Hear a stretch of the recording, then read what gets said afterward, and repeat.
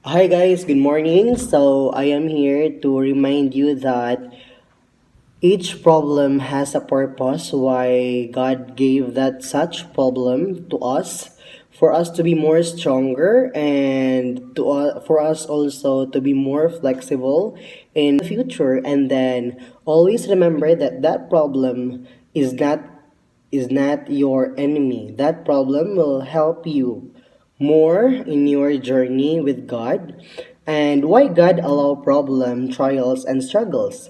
So why problem? Because as what God says, alam ko anak, ipapasa mo. So God knows already that each problem has a solution, and we can manage or manipulate that such problem.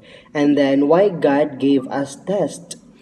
God gave us test sapagkat ang test ay para lamang sa mga taong pinagkakatiwalaan, for those people na trusted, okay? And then sa mundo or in this world, a test can be kuan. A test is an assessment if that person, or shall we say bogo or bobo or matalino.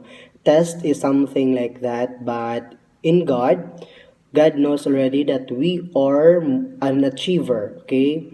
Every test we can find solution. So that God didn't see it as a failure, no? And then, but in God, once you failed such test, there's a lot of solution, okay? There's a lot of possible solution or option, okay? So, and then God did not allow you to suffer too much about that one, since He's the best answer in your problem. All you have to do is trust God, trust yourself, trust your guts, and then if you can't, try to find something or another solution for your problem, okay? And then why I'm saying this, because I've been struggling for such problem, and then I really thought that I can find solution for that problem, but all I did was I've keep on praying, and I've keep on I meditate. Okay, meditation is the best key to answer such problem, and that would be all. Thank you. Good morning. Enjoy your day.